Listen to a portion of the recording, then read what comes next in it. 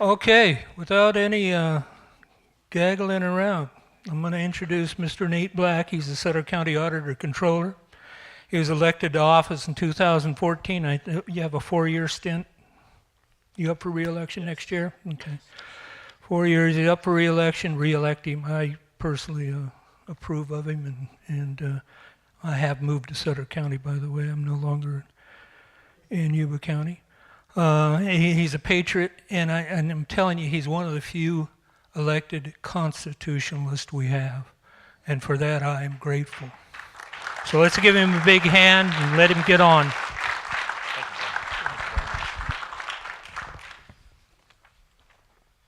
Nice rousing speech, Ron. Didn't see your name on the flyer though. Was wondering how you worked that.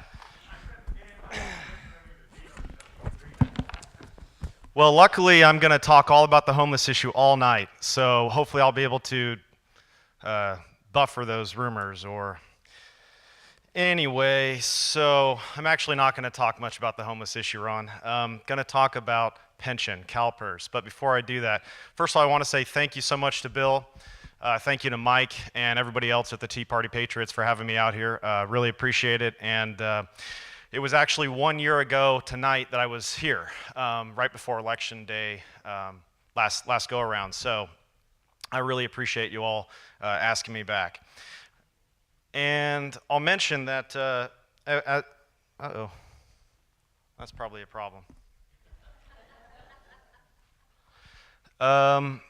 So I'll mention that Chris Starkey, I want to just say thank you so much of One Eye Blind Media for the good work you do in editing and uploading those videos. It's there's more work to it than it may appear, so I really do appreciate it. And I also want to mention that if anybody has any topics of interest or any questions throughout, you just got to put your paw up. I will stop. I'll take your question. No problem at all. Just make sure it's a good one. All right, just kidding, of course, no bad questions. So quick 2-second of myself as far as who I am and where I'm from. My name is Nate Black. I was raised in Orangeville, not too far from here, near Folsom. And my mom and dad are still down there. And my wife, Becky, lives here in Yuba City with me, South County, with our 3 children. And my wife is a Yuba City native. Well, I want to introduce one person from the audience, if I can, Rhonda. Rhonda Putman is my assistant, auditor-controller, and she's over there next to Robert. And could we clap? Rhonda's amazing.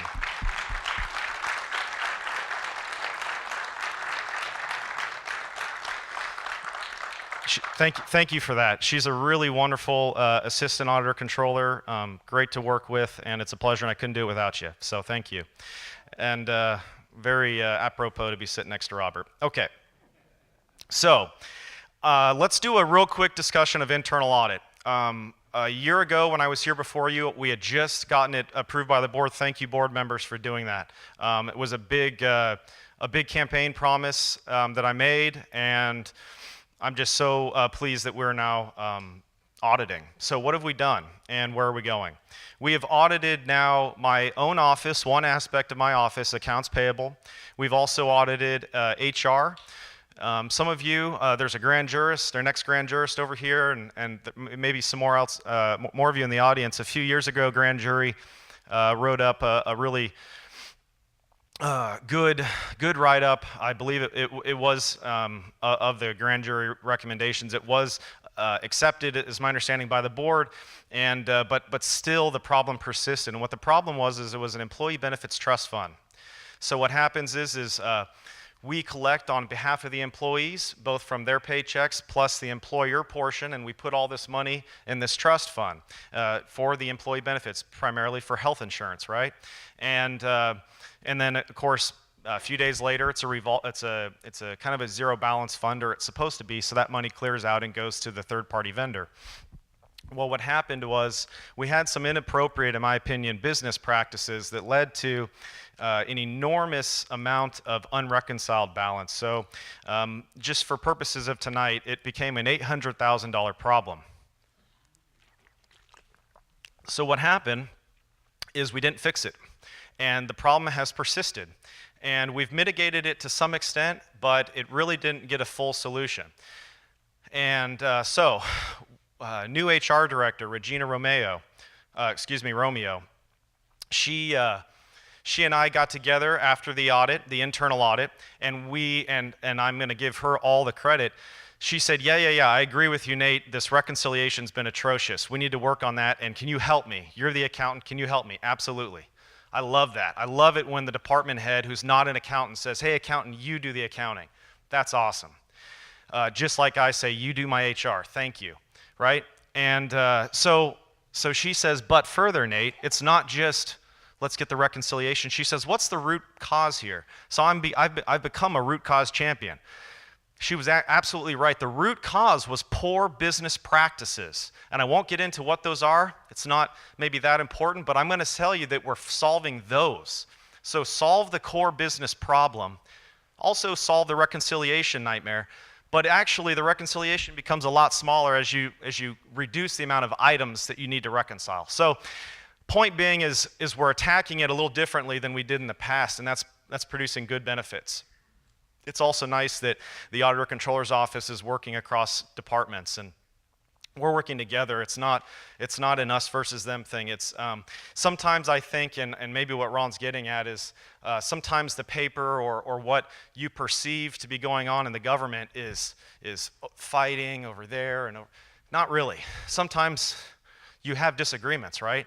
We need to be adult enough to be able to have disagreements on an issue and not attack character and not go after the people, right, that are bringing the issues. That is good and healthy. If you don't have that, you have rubber stamping.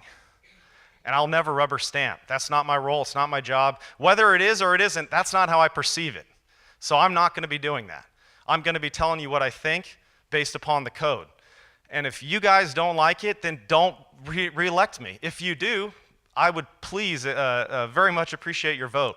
But my point being is this is a tough job. And this job carries with it contention. I am auditing other people's work that they did, and they may not appreciate it.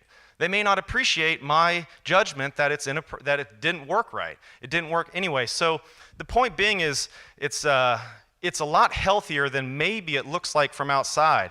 But where there is contention, I believe that's healthy. I think our government needs to be criticized. It needs contention. If it's rubber stamped, your tax dollars are being wasted, is my opinion. So, what else on internal audit? I just want to describe the reason for it from a technical perspective. Internal audit provides services such as, and the reason why I'm going to spend just a moment talking about it is because if you the population that votes for electeds, if you don't understand the reasoning for an internal audit, it won't live. It needs buy-in. It needs people in the community saying, hey, so what's going on with internal audit lately? What's, have you found anything, or what's the last audit? We need apathy to be dropped off, and we need you to come in and be involved. That's what's going to keep our government moving in a positive direction. So what does internal audit provide? Well, the objectives are to provide objective and relevant assurance and to contribute to the effectiveness and efficiency of an organization's governance, risk management, and the control process. So all that's to say, it's really important.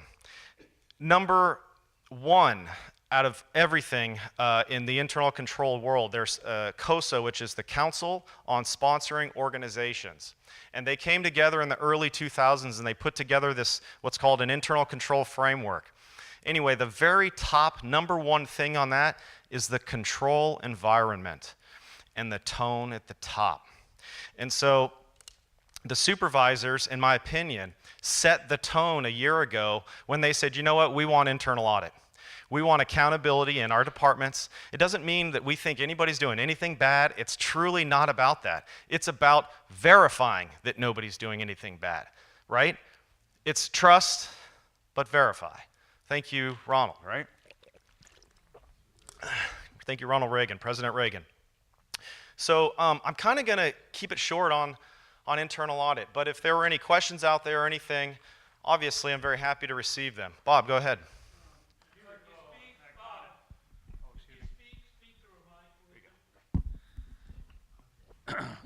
Excuse me, I do recall, Matt Conant, a long time ago when you were running, that you were suggesting a whole bunch of internal auditors running around doing them all at once because it was going to take so long. I don't know if you've been able to magnify your effort in that so that you can get more audits done more quickly if it's really important.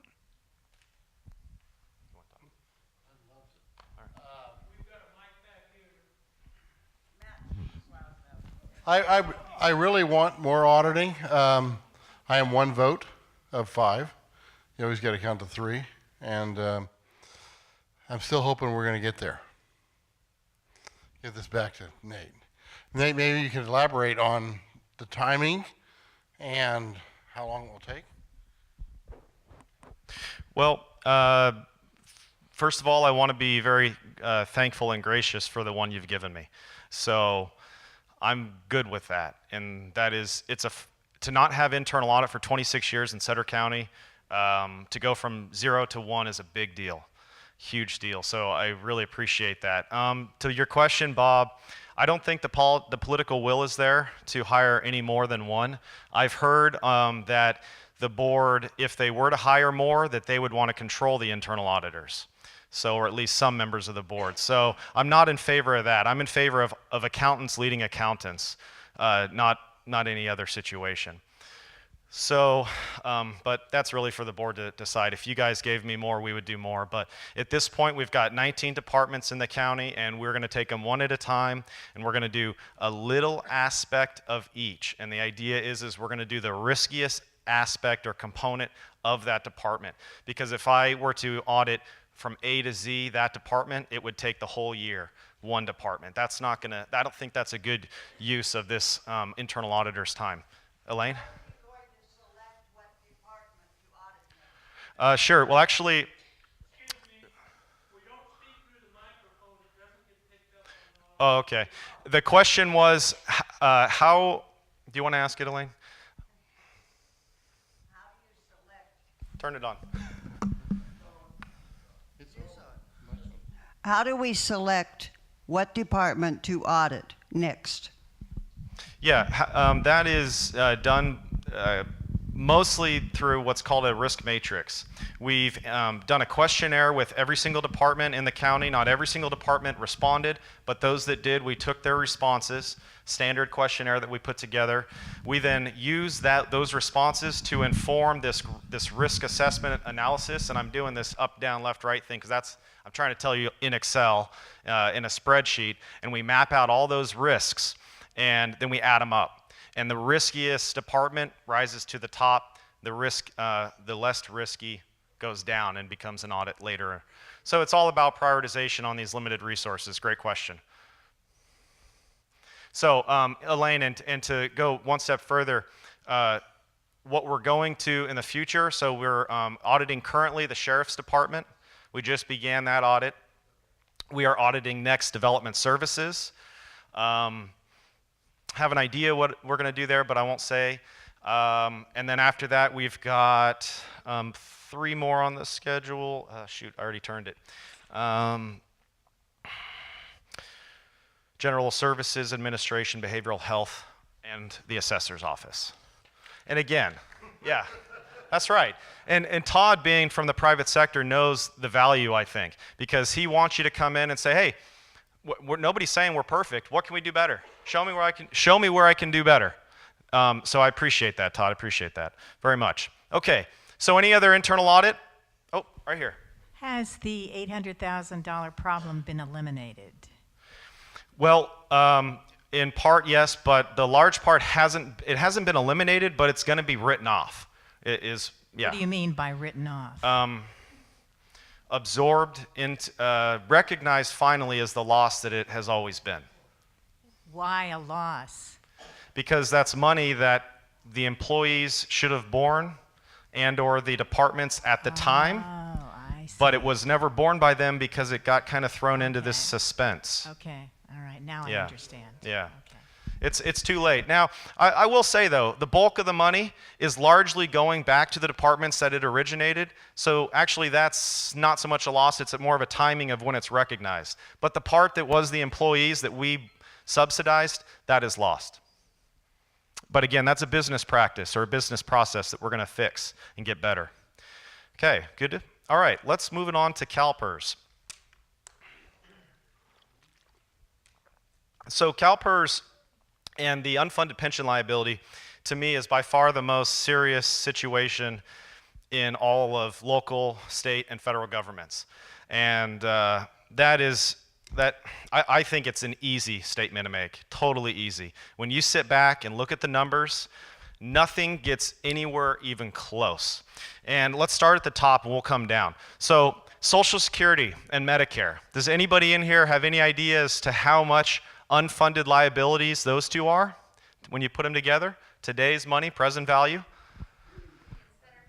No, federal Social Security, and I'm talking program as a whole, and federal Medicare. Well, the actuaries that I've looked at say between 100 and 200 trillion dollars. More wealth in the entire world. You couldn't confiscate all that today. So now we have some time to pay out some of those, right? But the actuaries are saying by 2036, Social Security is belly up. So don't take my word for it, take theirs. They're much smarter than I am. That's the feds. State, California is the largest unfunded pension liability in the country. So we win that on that one. Way to go, California. And then finally, down to Sutter County, we're not much different than most everybody else, especially other CalPERS employers. But what that means is we're not in a real good spot either. We're about 70% funded, about 70 to 72% funded. CalPERS as a whole, 68% funded. What does that mean? Let's talk about that for just a second. What does it mean when I say 70% funded? What it means is if I had enough money today to invest in the market and obtain a rate of return from that investment, right? And we're going to say that it's a 7% rate of return that I'm going to get on average, just like CalPERS is saying. If I have that amount of money and I put it in the market and that market gets me that 7% rate of return, at the end of the day, meaning at the end of this plan, after all of the folks that were in the plan got all of their payments and all of them passed away, because that's how it works, that amount of money is 100%. So today's dollars, exactly that amount of money into the market, and then it earns interest, dividends, et cetera, capital gains, and boom, that'll pay for it, 100%. What I'm saying is we've only got about 70% set aside at CalPERS, generating revenue through its earnings. The other 30% is the unfunded pension liability that we're talking about, right? So that 30% represents something like $130 to $150 million. It's a lot. It's a lot of money. Our total entire spend at the county this year is about $280 million. So this liability represents about half our total spend. That's a lot. That's a whole lot. And it eclipses our total salaries and benefits, which is a little over $100 million. So why am I talking about this? Well, because it's so dang important, and I am so pleased that you all showed up this evening. I really do appreciate it, but I wish that the room was 5 times more people, because we've got to get the message out that this pension apocalypse is coming. And if you don't believe me, pay attention. I'm going to give you some really good information that I think should persuade you to my view. And it's not a viewpoint that I hold because I want to. It's a viewpoint that I hold because you have to. I learned when I got my business valuation credential called ABV, Accredited Business Valuation, which is through the AICPA. I learned quite a bit about risk and employing money in the market and finance. But I also learned that when you go into court, when you go in, so I worked on divorce litigation, so litigation support, doing the financial analysis for folks that are divorcing, right? And what you do when you go into the courtroom, when you're sitting there as the expert, giving your testimony based upon this, that, and the other thing. So husband's business, I got to value his business so that half of that value can go to wife, right? Well, the concept is advocate. I'll do the other way if you want. Wife's business, half to the husband. There you go. So the idea is you have to be an advocate for your opinion, not for an outcome. And what that means is you let the data steer you. You don't have a preconceived notion as to what it's going to end up at. You just let the data carry you. And all you do is worry about keeping the data clean and correct. So similarly in this, don't advocate for pension apocalypse. You advocate because the numbers are scaring you to that conclusion. So let's talk about some of those scares. And I stole catastrophic from a quotation that I'm going to report to you. So don't think I'm just being a scaremonger here. So from CalPERS's own reports, the funded status of the pension fund, as I told you earlier, resides around 68% today. Where was it 6 years ago? 6 years ago, 83.37%. So in 2011, 83% funded. So we're only about 17% shy from being fully funded, right in the sweet spot. 6 years later, what happened? We're at 68. How do we go from 83 to 68 over the last 5-6 years? That's part of it, Bob, is the discount rate. But I'm really trying to get at the market. Why? I thought the market was okay the last 5 years, 6 years. Nope, full 6 years. Well, that's part of it too. You guys are. I'm stealing my show here. You've been listening. I love it. To that radio program. So I'm on at 8 o'clock Saturday mornings with Andy, Supervisor Andy Vasquez, and we're having a good time. So back to it. Yeah, it's scary. The last 6 years, we dropped our funded status 15%, while at the same time, on average, and I'm just grabbing one indice here, but the S&P 500, it went up 12.9, excuse me, I messed that up. The average rate of return for the S&P 500 was almost 13%, 12.9%. So, and again, I'm saying average. Some years were pretty low. One was 32%. So 12.9% on average rate of return for that 6-year period. Yet CalPERS dipped 15%. Now, I don't know every reason why that occurred. But what I do know is that the fact that we didn't have a recession in the last 6 years kind of scares me. Because if we have a recession in the next 6 years, what does that do to our funded status? Well, obviously it decreases our funded status. At some point, we're at a point of no return. We are the bird, the road runner. We're already off the cliff, right? We just haven't looked down yet. That's what it is. And once we do, we're going to fall. So obviously, I hope that we don't get there. My interest before you is to provide knowledge and information, and then for that to be acted upon. And I do have a couple of ideas or solutions that I think would help mitigate. But what we can't do is nothing. And which is kind of like on the homeless issue. That's kind of a sentiment that's being echoed is, well, we can't do nothing, right? So I'd say the same thing on this pension. We can't do nothing. And what I keep repeating on the radio program is we are only hurting our children and grandchildren. Every time we do nothing or we kick the can down the road, our options become more and more limited. They don't grow. And so if you, Bob, you asked me earlier, are you going to talk about the Section 115? Well, are you going to talk about the side fund? Yes, I am. So we are doing some things. We're going to talk about that. But let's first set up the situation just a little bit further. So what happens if we drop below 50% funded? 50%. What happens? Good question. This is from an article by Stephen Frank, and this individual's name is Brad Pacheco, and he's a CalPERS deputy executive. So he's a high up at CalPERS. Quote, frankly, if it falls below 50%, it's a hole that's almost impossible to get out of. Brad Pacheco, ... Further. So we needed to inject cash into the system, and that's one of the reasons they lowered the discount rate.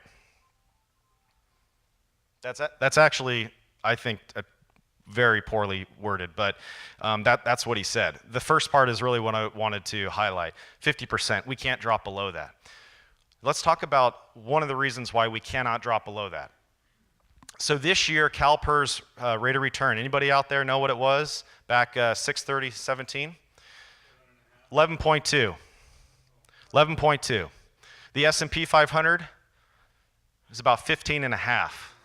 So S&P beat it out, but let's not get hung up on that. CalPERS 11.2. You know, I'd say give a round of applause, but hold it for a second. What does that mean when you're only 68, 70% funded?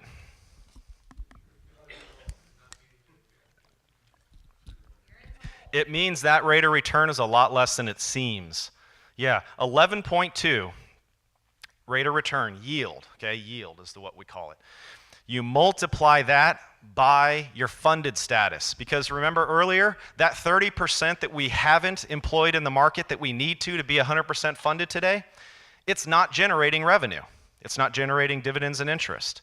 So that means that we're not benefiting from it. And so if you want to think about it, this is how I think about it, 11.2, multiply that times about 70% or 68%, and it produces a real yield, a cash yield of 7.62%. So I'm trying to not get too complicated, but what I'm saying is it seemed like they had this great rate of return that far outpaced the discount rate of 7. It's 7.375 if anybody cares right now. Well, actually it only beat it by this much because it was really only 7.62%. So the point being is when you drop below 50%, what that means is the discount rate CalPERS still says is between 7 and 7.5. They're dropping it to 7 over the next couple more years, 7%. Discount rate for everybody, that all I'm saying is yield. Discount rate means the assumed yield into the future. I should probably go this way. Okay, so that 11% is actually a lot less. So what it means in terms of the 50% funded status is if you drop below 50% funded status, you would have to double that discount rate or the average rate of return. We'd have to achieve 14 or 15% every single year to get back to 100% funded.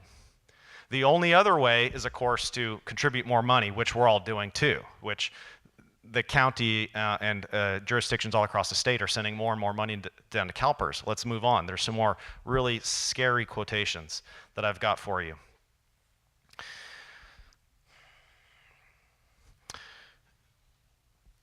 Why the depressed returns compared to the market?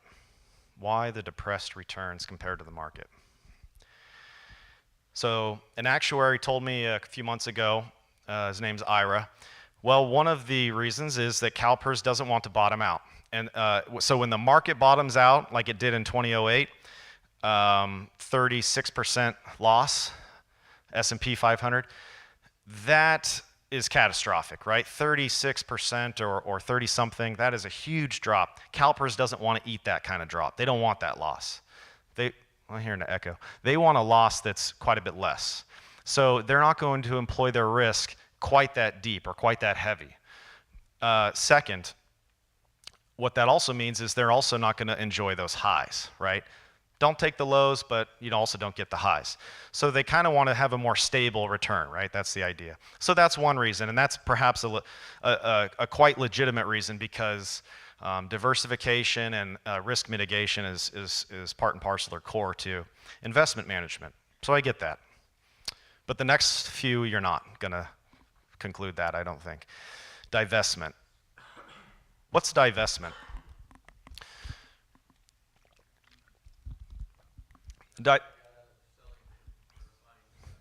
Thank you. That's right.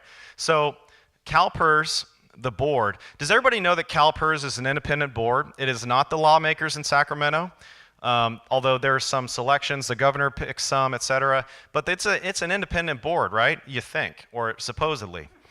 Well,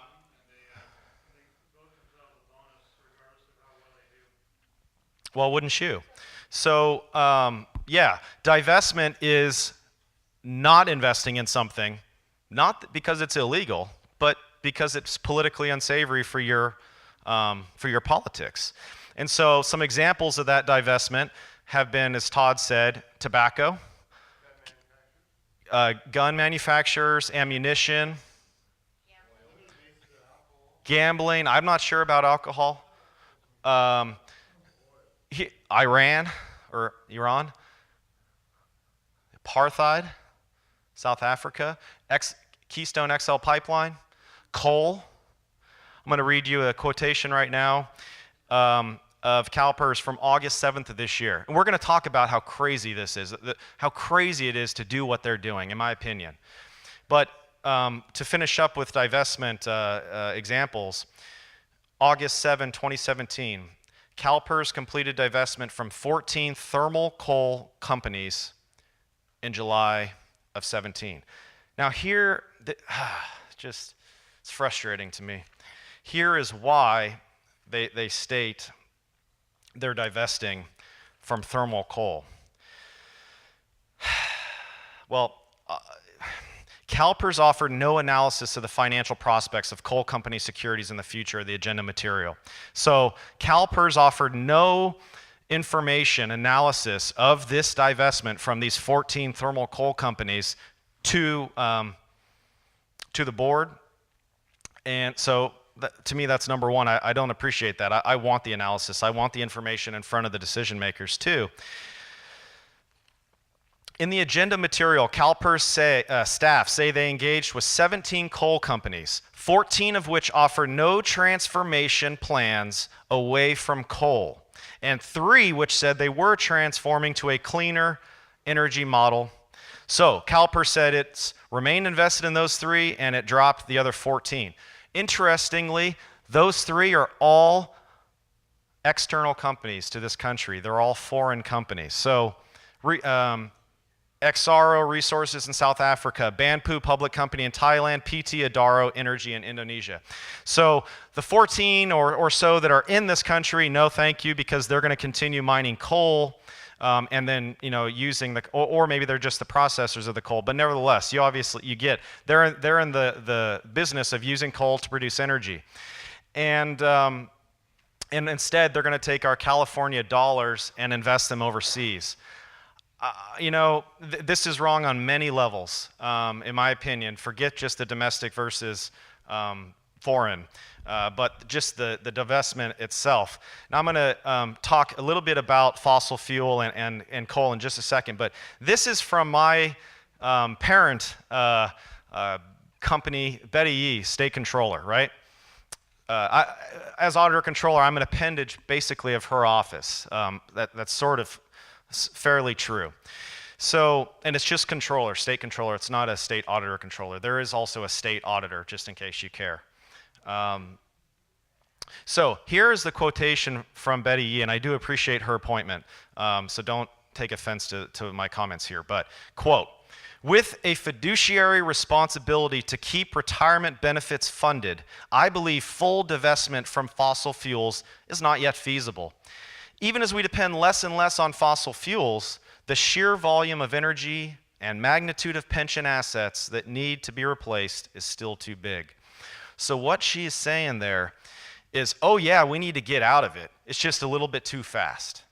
We need to be a little bit more thoughtful and slow. So our state controller, the CalPERS board, they're all acting politically instead of fiduciarily. And she says it right here, with a fiduciary responsibility. That's the third word in her quotation. And then she immediately talks about political will exceeding the fiduciary. Why? Lawmakers in Sacramento? Fine. CalPERS board? Not fine. They should not be making political decisions at the board level. They literally go to fiduciary training classes, and then they breach it by divesting from legal companies in our country. Why? Why is that okay? So, and by the way, they've lost since 1986 when CalPERS began this divestment protocol with the apartheid state in South Africa. Since then, $8 billion have been lost, they estimate, by divestment. You know, that's a lot of money that could be in the market making money for us. And keeping down the amount of contributions we have to keep raising to send to Sacramento. So those are my quotations. Now, just to clear the air, because Betty Yee, again, no offense, love you, because she says we depend less and less on fossil fuels, I just wanted to describe that coal, oil, and natural gas, 78% of our domestic consumption, 78%. And it's flippant, you know, don't invest in that. And everybody remember, I think it was Stephen Chu, Obama's energy secretary, that said, we need to make it so expensive for coal companies to do business in the country that they'll go out of business. He said, yeah. I remember that, all right? I'm a young guy too, but I remember that, because who in the government has the right to destroy industry like that? You know, that's, man. And then to exacerbate it by not investing in it through your fiduciary responsibility to seek the highest legal return. I don't get it. I don't get it at all. Yeah, thank goodness for Donald Trump. So, some of the other reasons why the returns aren't achieving what the market's achieving. Discount rate. Bob, you said it earlier. Discount rate setting and manipulation. So CalPERS goes out and they hire a consultant. They say, hey, come in and tell us over the next 10 years, what do you think we're going to be able to make in the market? And what does that consultant, who's paid a good fee, come back with them at? 6%. You'll be able to achieve 6% on average for the next 10 years. Drop your discount rate to 6%. CalPERS says, that's a little bit too low. That's not where we wanted to go. We're going to go to 7%. So we were at 7.5 when they initiated this with the consultants, and we're going to go just down 50 basis points instead of 150, like the consultants told us. What does that do? What does that mean? Well, what it means is, thank you so much. What it means is we necessarily aren't assuming, well, we're going to have to pay up someday. It's just a matter of when. If you don't properly set your expectation for how much money the assets that you put in the market are going to make, you're either over or underestimating the amount of money we need to contribute, we the employer. And so they've overestimated the amount they're going to make in the market. And so we're not going to contribute what we should be contributing. We're going to contribute less.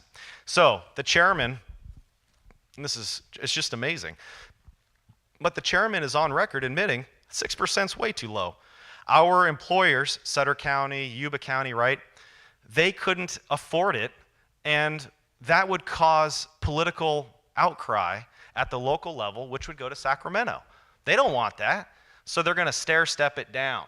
I don't want to be stair-stepped. I want to go to what's right, and I want to go there now.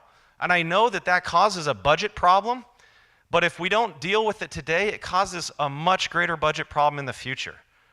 I promise you, the numbers don't work any other way. That's how it goes. And look in the past, and it proves our trajectory is terrible. So we need to be sober when we look at these things. We need to be sober and realistic. The last one, this is the nastiest, I guess. Investment fraud.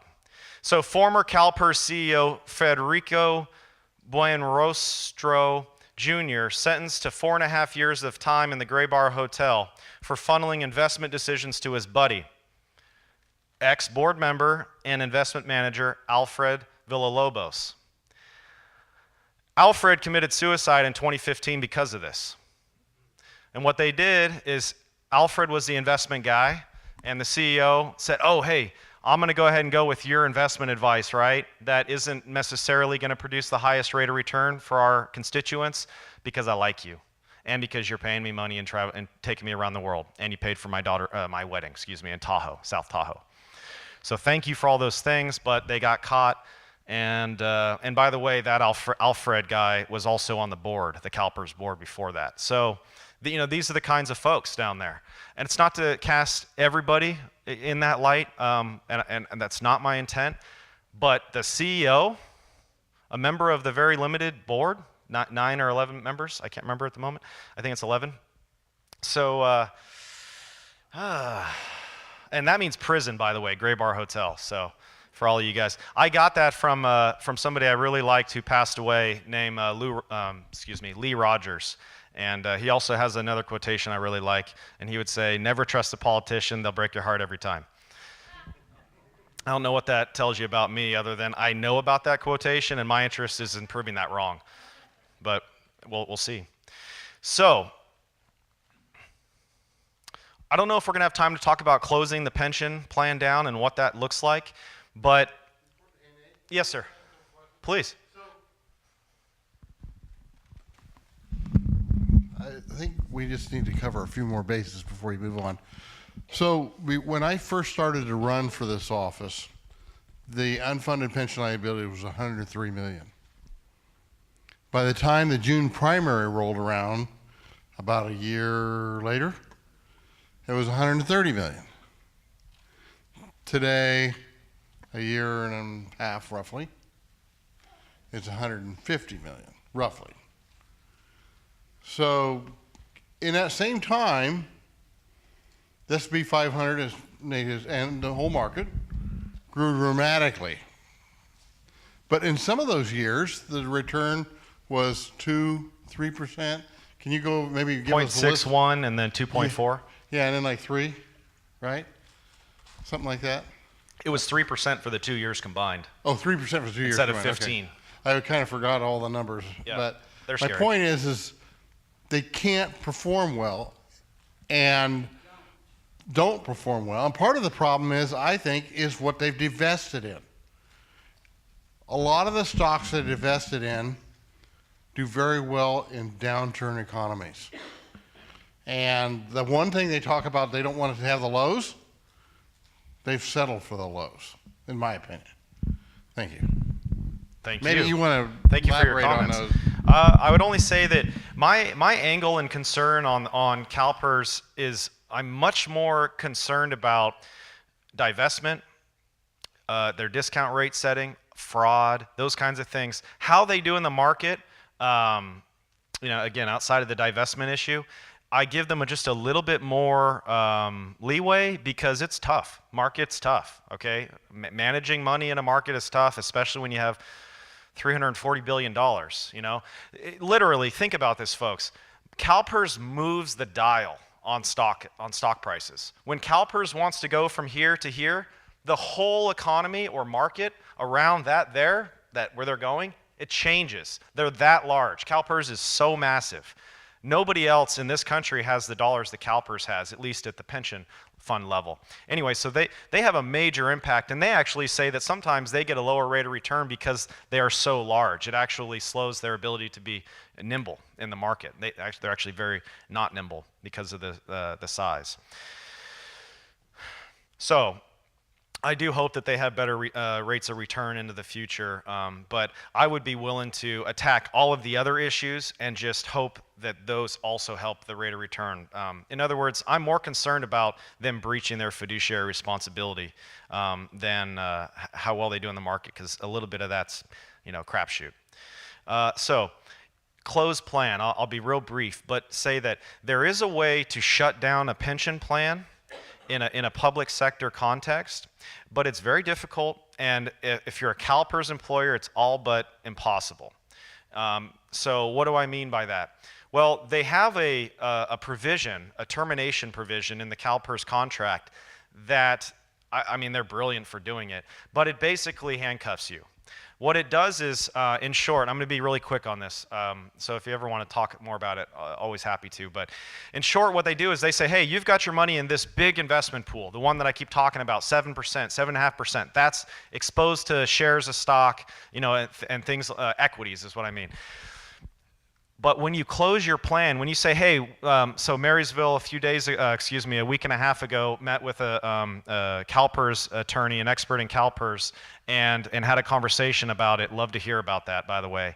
And I think if I read the article right, City of Marysville decided at this point we're going to hold off on any big decisions relating to our pension. What they learned from that expert attorney is as follows.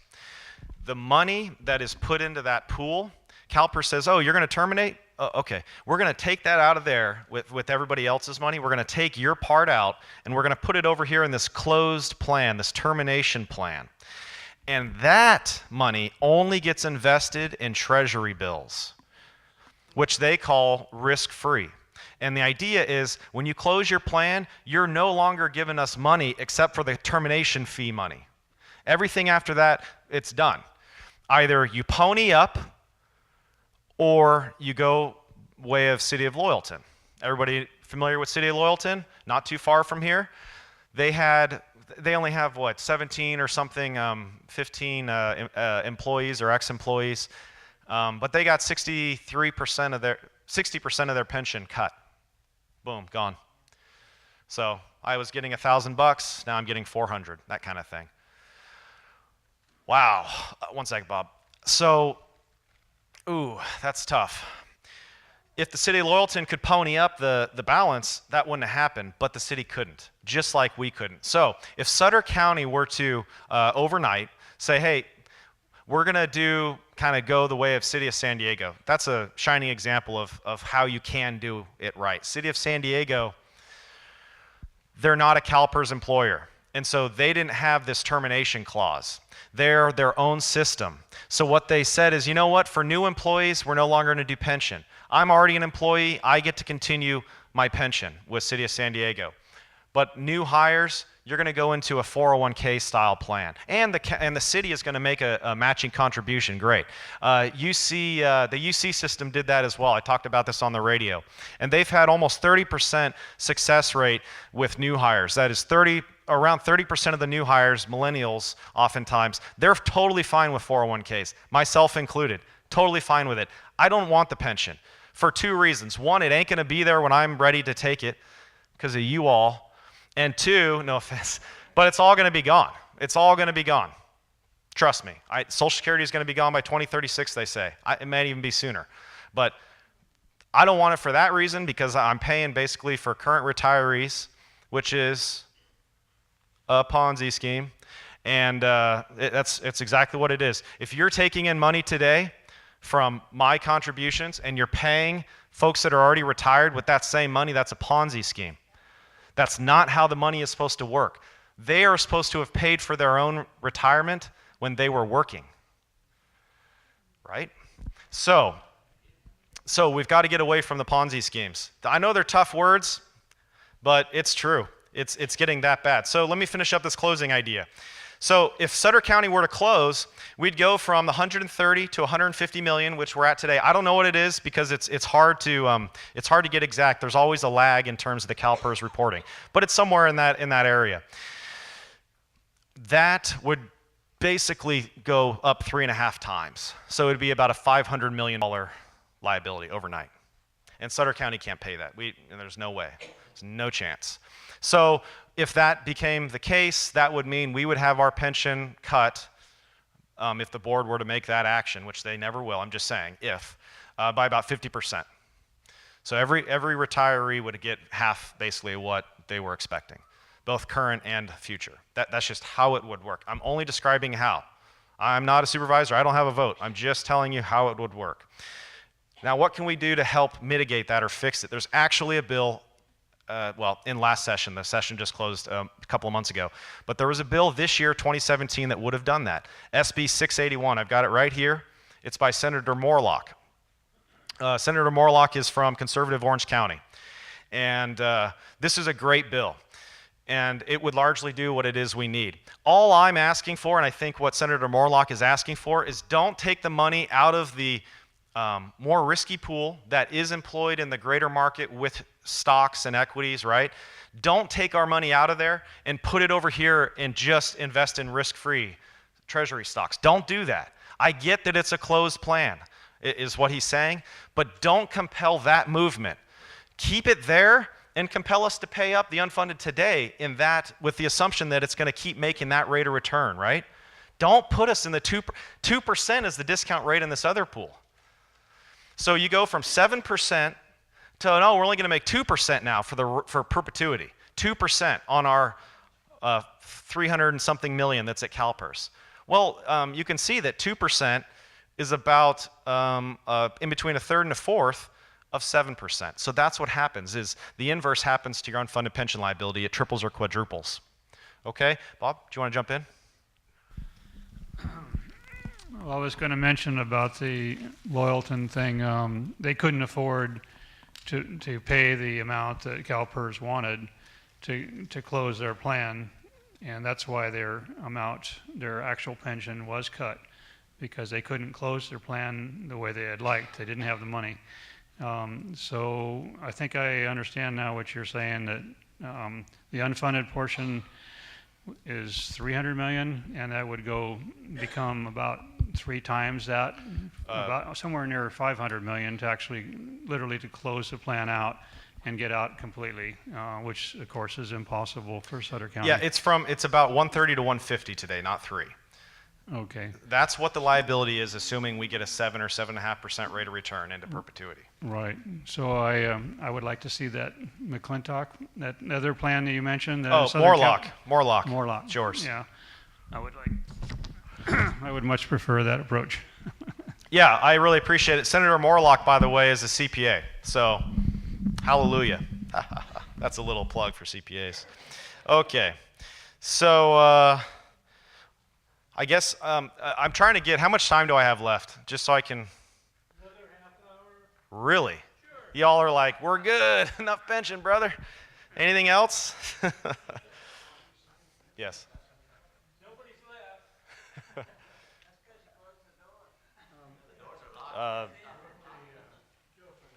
Right here. Right here. Yeah, this back here. Okay. I do have one question. Let's see. Just a gut feel. Do you have a feel for how far we are from the point of no return, the 50% point at the current rate we're on? No. And of course, it all depends on how well the market is doing for CalPERS, in spite of their poor performance relative to the S&P 500. So I don't know what that, it looks to me like we only got a few years at the very best. And if the market does turn when we have another recession, because another recession is inevitable, then we're in deep trouble then. So. Well, let me quickly respond to that. I think that there is some movement, there is some positive going on. And so we'll talk a little bit about that, both at the local level with what we've done here, and then there's a little bit of positive in Sacramento. So CalPERS has, like I said, they have dropped it from 7.5% to 7%. That 50 basis points means that we have to pay more money, more cash down to CalPERS, and then they will invest that into the market. That's actually a good thing. Again, it creates a budgetary problem because we have to pay more money today, but it's a good thing because we got to pay it. In fact, we should have paid it 10 years ago, but pay it now so that it can get invested in the market. Everything you do now is going to only create exponential gain and or more options. So if the conditions don't improve and CalPERS doesn't change the way they do business, how long do you project that they will be out of money? Well, that's really hard. I don't really have an answer to that. You guys both kind of asked similar. I can't navel gaze that well, and also I don't. That's not where I want to go because I want to stay with the facts and. Maybe I'll say this. I'll work on that, and I'll try to develop a time frame to this with some assumptions. I'm a retired state employee. Yeah. I'm not getting very much. Okay. I've put in every month money to that pension, and I'm not getting very much. So that's why I need to project for the future as to what I need to do. Right. Well, stay tuned. I'll work on that, okay? But I will say that slightly Sutter County is doing better in the state. So good for us a little bit, but not for ex-state workers. But it's pretty marginal. Okay. Oh. I'm going to change the subject a little bit for a minute. It's pretty obvious to me that you have not signed a non-disclosure agreement. I thank you for that. My question is the CalPERS board paid, and if so, how much? Is there? Yeah, they're paid. I don't know how much. Is it just a mere stipend, or is it good money? Your best guess. I don't like to guess with Okay. numbers, especially. I'm sorry, Thank but you I'm anyway. pretty certain that they're paid. Thank you. Yeah, thank you. I believe I can answer that question in round numbers. I read recently, and I mentioned it earlier. Some of these CalPERS board members, especially at the top, are making $500,000, and they recently approved themselves some very significant bonuses in the range of $80,000 to $200,000 a year. And the bad thing about it is that even when they were doing poorly, they still gave themselves bonuses in previous years. And I surmise we are not getting our money's worth. Well, you just added another item to my list. Thank you. Man, I pray that it's not the numbers you just mentioned. I'm glad I didn't estimate, because I wasn't going to estimate those crazy high numbers. Okay, here's an interesting one, especially for a politically active group like the TPP. What does ex-Governor Gray Davis say about SB 400? SB 400 was the bill that was passed in 1999 that elevated the pension rates for the state CHP and state workers. Well, he says now as follows. I'll make sure I get it. Well, darn it. He says that he would not pass it. I think it's on the first page. That he would not sign, excuse me, he was the governor. He would not have signed it knowing now what he knows. There we go. If you're asking me with everything I've learned in the last 17 years, would I have signed SB 400? No, I would not have signed it. So awesome, and I'm glad that he figured that out 16 years later, but it's still sad for us. We're all holding the bag, right? That's how it always is. Why? Unions and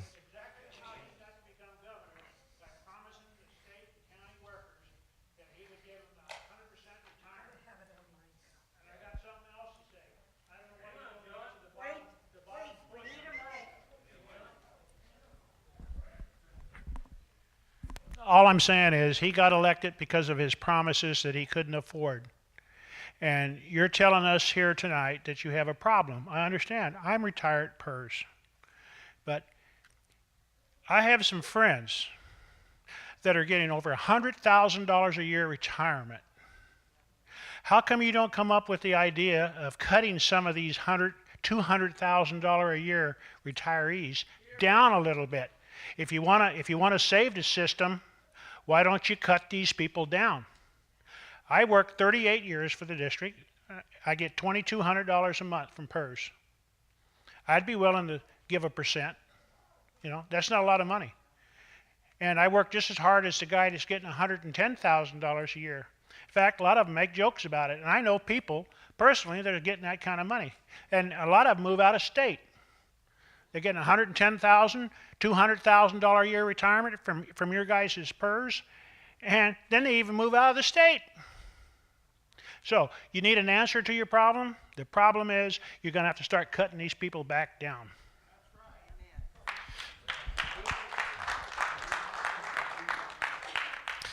Well, that's going to happen. If we don't address it, what you just described is going to happen. It's a certainty. Matt? So, for example, if you had a zero unfunded pension liability and you decided you didn't want to be part of PERS anymore, you would automatically cut your beneficiaries probably a 20 to 30% cut. That's one thing. Because you're going to get 2% instead of the 7.5% return you were promised. The other thing is I just like to state is we're paying CalPERS money managers every year to manage the money. We're also paying the board. I'm not so sure that we wouldn't be better off, and I realize Nate and I have talked about this before, that how would you do it? But there are S&P 500 funds, there are no-load funds, there are funds that the state could invest in that are foreign funds as well, Indices. mixtures of funds where it wouldn't affect it because it's so much, you diversify it and your dollar cost average into those funds. The system would be a lot better run, and I think we'd make a lot more money for CalPERS. You'd make a fund manager super happy. Yeah. $340 billion coming your way. But well, you wouldn't do it all at one place. The actuaries tell me CalPERS actually is a fairly efficient operation because they have so much of our money invested. Yes, sir. I'd like to ask you a quick question. Okay. What's the punchline?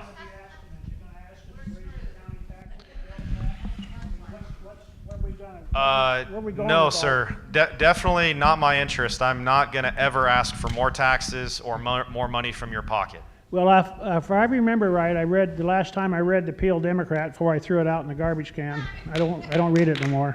But the last time I read an article in the Peel Democrat, they were going to ask the taxpayers of Sutter County a sales tax to prop up PERS. Do you know anything about that? I don't know anything about that. Well, it was in the Field Democrat. I would assume that won't pass, but we'll So see. you're not here tonight asking us for a sales tax to cover PERS's back? I'm not sure if you know who I am. I'm the Auditor-Controller, Sutter County. I'm not on the board. I'm not coming here before you to pitch a political. I'm here to educate on CalPERS unfunded pension liability. So you're not here to get any solutions? I mean, Nope, how are you going to generate more money? I actually have solutions, and I'm about to get into a couple more if you But want to hear them. it's not going to be a local sales tax. Well, actually, stay tuned. Maybe I'll come up with that. No, it's not going to be a sales tax. I said that. Hold on a second. Let me take the show back, all right? Too much roundtable. I got a few more things I want to get into. Is that okay, Bob? Okay. So some of the solutions, okay, they may not be huge, but they're something. And just talking about it, to me, is a solution in a way, or it's the beginning of one. When you don't talk about it, that's when the thing grows.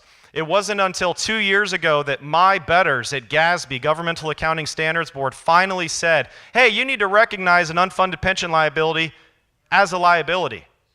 We never did before that. So it's actually getting better because we're having the conversation. And I'm highlighting that because it was accountants that brought that to you. Yes, it's boards that are now talking about it, but it's accountants that made it happen. We put it on the financial statements, so that starts the conversation. Accountants had value. They add a lot of value.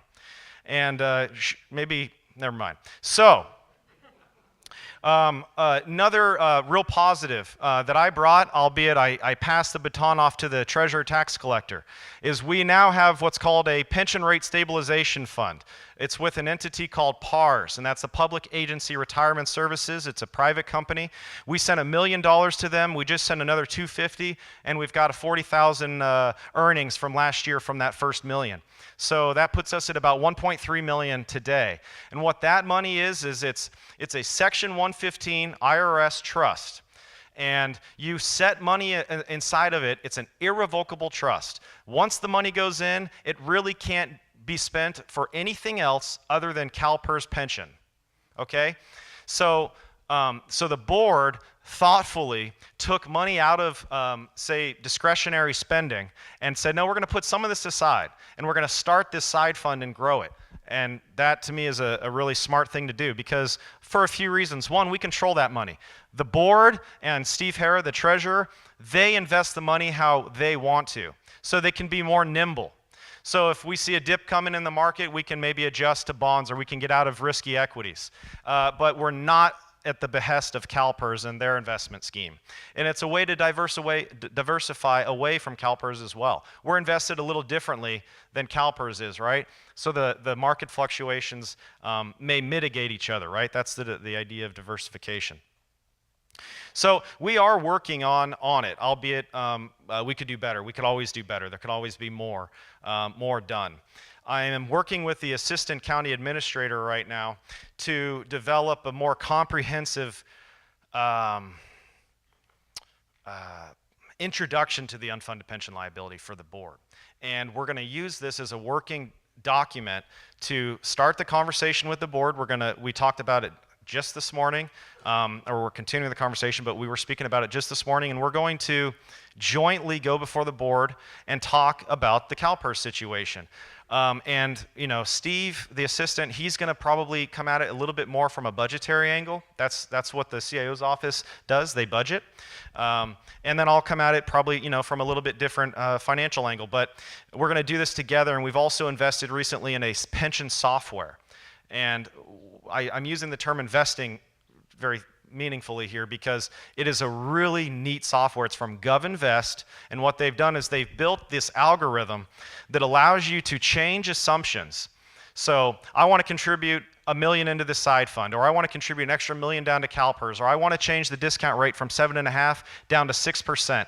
I want to give raises in the next memorandum of understanding with the unions.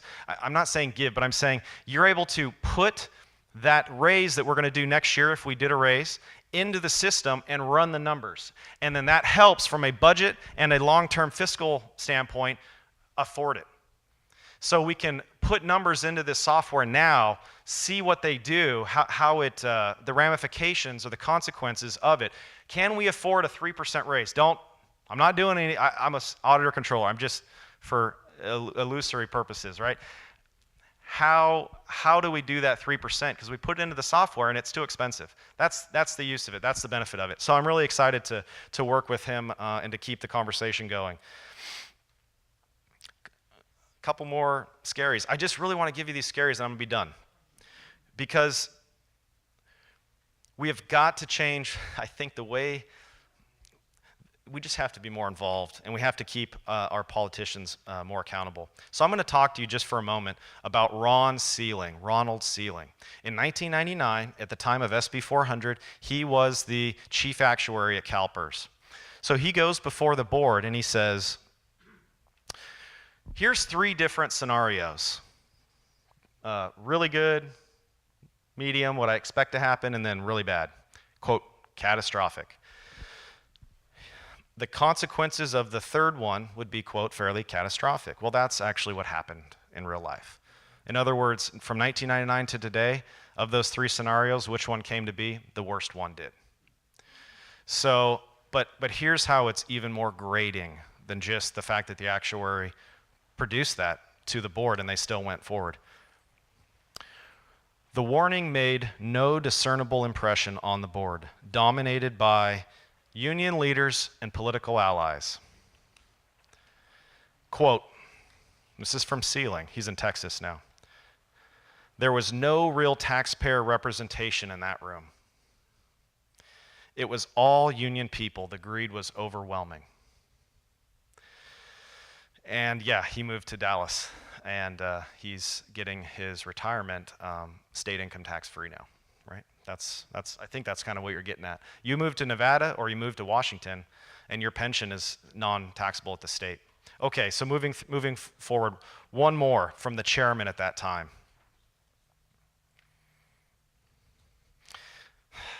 There's just so much here, but I'll just get right to William Christ. So what's happening here is you have, it's so good. So it's so bad though. Picker is works for State Treasurer Phil Angelides, Michael Picker at the time. Picker suggested the board refrain from pushing for expanded benefits until Sealing, the CalPERS actuary, had come up with best and worst case scenarios, more than the 3 I talked about. Those were very simple. A little bit deeper. Board chairman William Christ, an economics professor at Cal State Stanislaus and former president of the faculty union, interrupted with sarcasm. Quote, "I guess the best case for the retirement system is everybody dies tonight," Chris said, meaning the fund wouldn't have to pay any more benefits. Quote, we could go through a modeling exercise where we make all sorts of different assumptions and predictions, but that's really more than I think we can expect our staff to do. I know at the time that may not have been quite as egregious as it is today, but now 17, 18 years later, looking back, for him to say, I don't want staff to look into that, can we just pass this? I got to get home or to the bar. It's a sad thing, because it's totally irresponsible, and that decision has had such massive consequences. I've talked about this on the radio, but a gal who's at the San Gabriel Health and Human Services Consortium, 63% cut they just received, and she and her husband, they live in a trailer, and they're really struggling. So this economics professor not allowing staff to do their job, it's just really immoral. It's really unfortunate. And he should be ashamed of those comments and of his vote, in my opinion. So that's kind of it for that craziness. Just a minute. I got a question. Is that because there's no accountability? A little more specific? Or I should say there's no consequences for having done that? Yeah, I'm sure he's just fine. Right? I mean, I wouldn't think anything otherwise. It's Please. Okay, so you're talking about ways that Sutter County can make a difference in its debt, its long-term debt. Yes.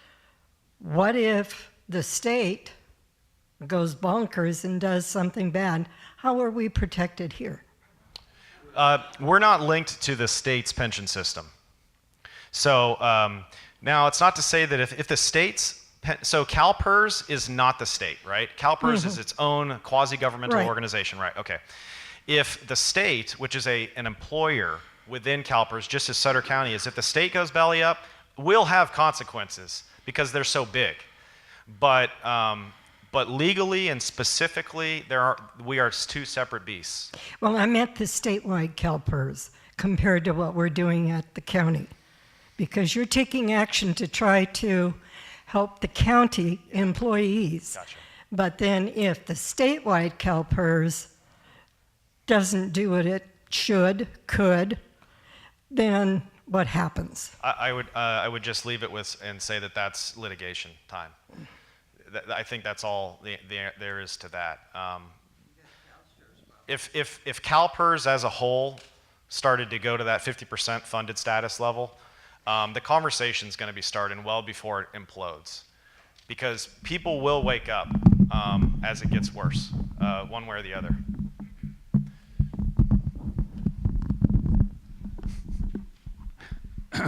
I thought it might be useful to remind everyone, perhaps even you probably already aware, the reason we're in this situation now is because of the generous benefits that the county board approved about 15, 20 years ago, where they increased the amount of that an employee may retire with a certain percentage of their pay. In other words, if they were getting 2%, they increased it to 2.5%, and also reduced the number of years that they had to work to get those benefits. And there are 2 supervisors that are still sitting that were approved that, and not the current supervisors that are here tonight. Yeah, Larry Munger and Jim Whitaker. Right. Okay. So it leads. I understand. I've been told that legally it's not possible to enforce a change. However, it may be something that the current supervisors can bring up as a negotiation. say, look, it's in your best interest to reduce that amount rather than suffer a catastrophic cut later on. It's kind of like the gentleman over here. I agree with him. We address it now, and we might be able to save it. If we don't, it's going to go the way that he describes. And we already have two that have done that. City of Loyalton and the San Gabriel Valley Health and Human Service Consortium. We have two now that are about to do that. Two more. I talked about it this weekend. There's a special district in Trinity County, and I can't remember off the top of my head where the other one is, but two more. So that'll be 4 total. And these are between 70 and 90% cuts to their pensions. Okay, 90. So as soon as a 90% pension cut comes, I think everybody's going to be talking about it across the state, and we should be. I'm going to change gears and kind of wrap it up here and describe why I think financial people should be in office.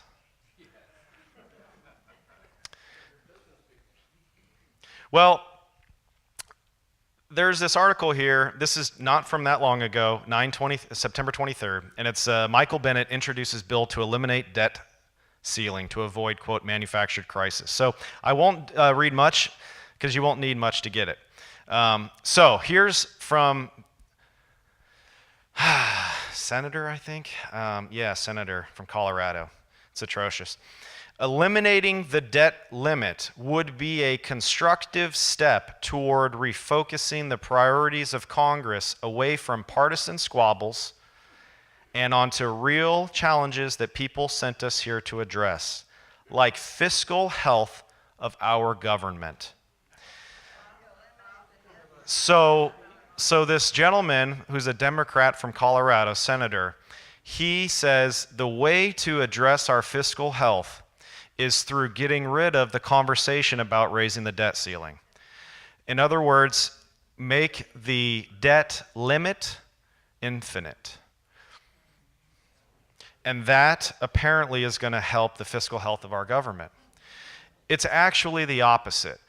The debt limit is actually almost a rubber stamp. It happens every time that it comes up. They squabble.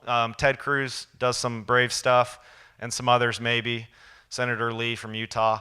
But mostly it's a rubber stamp each time. So even the conversation isn't even all that beneficial. But as I wrote here in my notes, history shows that the debt ceiling conversation hasn't produced much, but it's better than nothing. It's at least talking about it. At least a conversation. Better than nothing. So, okay, finishing up.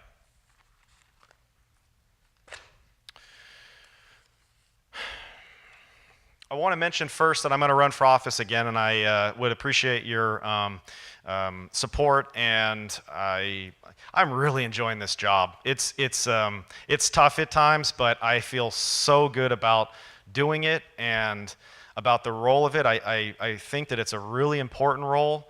I appreciate Robert Stark and everything he's done for our community and the guidance he's given me. It's a really neat thing. And I'm a young person. I'm not as seasoned as a lot of my colleagues, but I think that has in some ways made it even more special because I've been given this opportunity to represent the people in my community, and I was elected at age 30. So amazing to be in this role. It's a total blessing, a total honor, and I love it. But if you don't like me, don't vote for me, right? That's what I say. And that's just a lighthearted way of saying I'm just doing the best I can, the way I think it should be done. And I'm not perfect, but just trying to do right by you all, and I hope to prove it. So I want to be that politician that doesn't break your heart. If over the past few years you think that my job has been sufficient and you have the ability, I'd love to get a contribution from you. I'm going to be running next year, and I definitely need resources for that office. I wanted to end with a quotation that I just treasure, and it was given to me by my uncle, who just moved to Texas with my aunt a couple of years ago, smartly. And I love this state. I just love this place. I got 5 generations back on my mom's side to 1848 over in Linda is when my great-great-great-grandfather immigrated here from Ohio I love this state. It's sad to see it going so poorly, but nevertheless, here's the quotation, and it's by John Adams. I must study politics and war that my sons may have liberty to study mathematics and philosophy. My sons ought to study mathematics and philosophy, geography, natural history, naval architecture, navigation, commerce, and agriculture in order to give their children a right to study painting, poetry, music, architecture, statuary, tapestry, and porcelain. What does that all mean? What's he getting at? He's saying basically, first we got to be rougher, and then we refine over time. And our culture and our culture, our political thought, it evolves and it increases. But what I think he leaves off, and this is where I'm going to leave off with you guys, is I think he only kind of drew up half the picture and the happy half. I think the other half of this cycle is the sad side. And it's when you get to being only into painting, poetry, music, architecture, statuary, tapestry, and porcelain, maybe you lose your way a little bit and you forget why you're here and you forget history and how important history is. And then what happens? Decadence, apathy, malaise, and at some point today, financial catastrophe. It's at every level of government.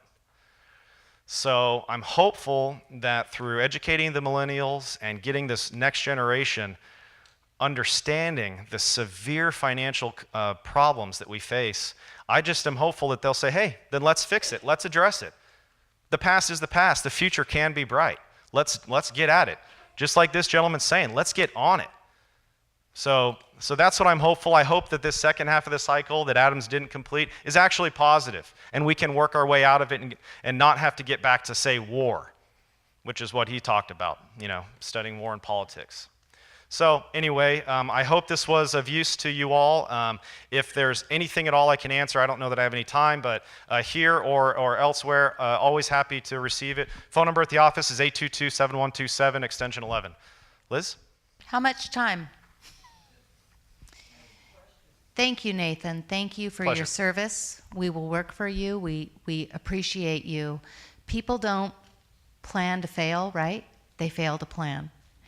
I would like to bring up the Stark bill that I understand now died.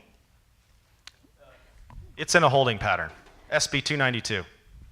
Holding, dead. It basically died this year, but it didn't get deleted. Okay, so Eric Woolery, with your assistance, thank you, Nathan, for bringing that to the legislature. Robert Stark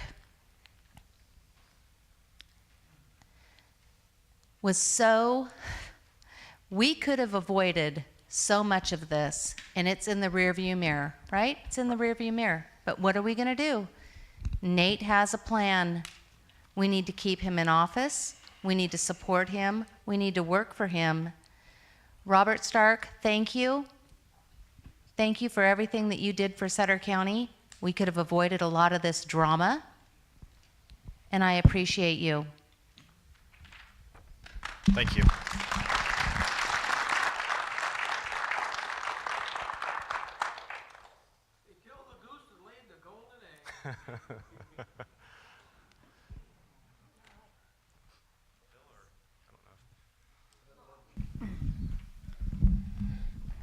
Can you hear me? Yep. I'm not an accountant. I'm just a modern, everyday worker. But the situation, I see it in a nutshell, if we're all facing. Sutter County owes close to $150 million. Yuba City owes close to $50 million. That's $200 million put on 93,000 people. Now that should, if you figure that out, you'll see what the bigger problem really is. Thank you.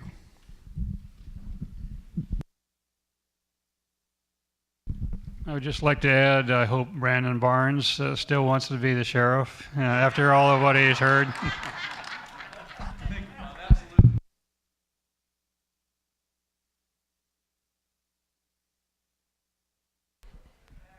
I myself worked for PERS, but my daughter is also working for PERS.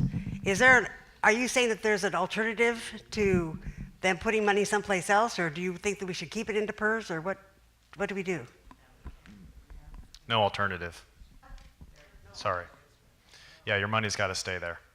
Yep. Look, I don't think that CalPERS is the worst investment managers ever. I don't. I think that they've made poor political decisions. Decisions that should never have been made about politics. Now, it doesn't mean that their investment returns have been glowing, but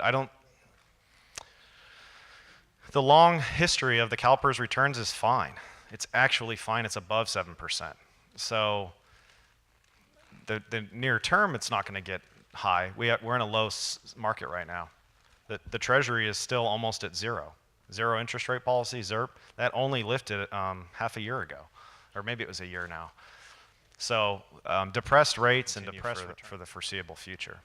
And as the federal on-the-books debt, $20 trillion, as that increases, at some point, even the feds themselves who print money like it's silly, they won't even be able to afford the debt service, meaning the interest payments on the federal on-the-books debt of $20 trillion. When you have ZIRP, zero interest rate policy, for 7.5, 8 years, that kept all of the returns on an interest rate basis very low. Stock market blew up because money was so cheap. But bonds and debt, super low rates. And so anyways, that interest that has turned and received now a zero interest rate at the treasuries, if that turns over and is a 3 or 4% rate, our $300 billion that we pay in interest, or $340 billion, it can double quickly. So problems all over the place. Sorry. Ice cream and happy stuff. Sorry. Harbinger of bad news. Yeah, I'm a happy guy, really. Don't shoot the messenger. He's our friend. All right. Thank you, Bill. Let's everybody give a hand to Nate.